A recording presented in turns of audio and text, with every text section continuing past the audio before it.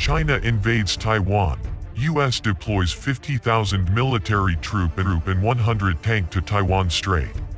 The United States opts to get involved. The U.S. Army should be prepared to deploy tens of thousands of soldiers and thousands of heavy vehicles to the island country and drive the enemy into the sea. According to a bold new essay from Brian Dunn, a former Michigan Army National Guardsman.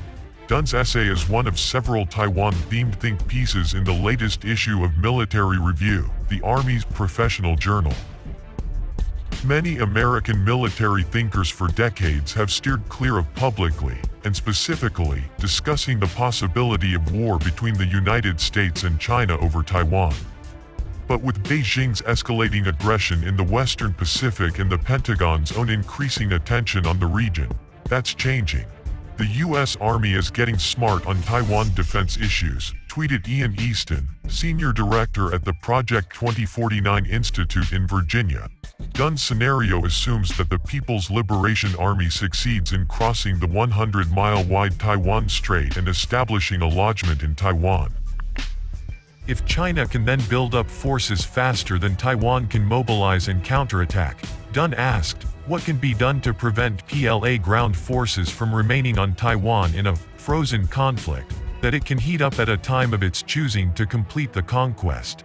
One solution, Dunn proposed, is for the U.S. Army to deploy to Taiwan a full corps, which could include up to 4 of the service's 10 active divisions. Naturally, this requires the Navy and Air Force to fight through China's naval and air forces to gain secure access to Taiwan's ports and airfields that would allow the deployment of the Army, Dunn wrote. That's easier said than done, of course. The PLA would be able to position scores of surface ships and submarines, hundreds of warplanes and thousands of rockets in and around the Taiwan Strait. Taiwan possesses missiles of its own that can sink Chinese ships and even pummel bases on the Chinese mainland. 4 divisions, each with 10,000 soldiers and hundreds of heavy armored vehicles, would be the biggest force that the Army has deployed in the Western Pacific since the Vietnam War.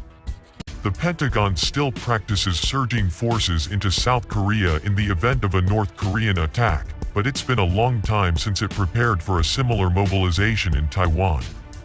The infrastructure and logistics support to carry it out are insufficient, Dunn noted.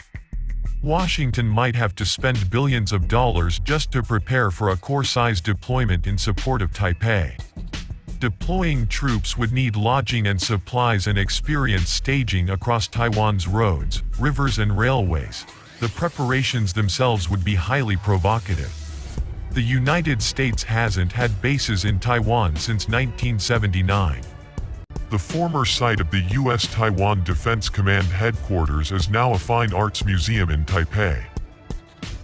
The Army could ease the transition by acquiring an additional squadron of prepositioning ships carrying weapons, ammunition and supplies.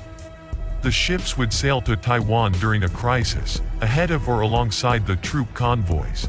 The arriving American troops would have one job: help Taiwanese troops contain, isolate then reduce Chinese beachheads. U.S. divisions will provide the core for a decisive counterattack, according to Dunn. Just the credible threat of a U.S. Army Corps capable of being deployed to Taiwan might deter China from starting an invasion, Dunn wrote.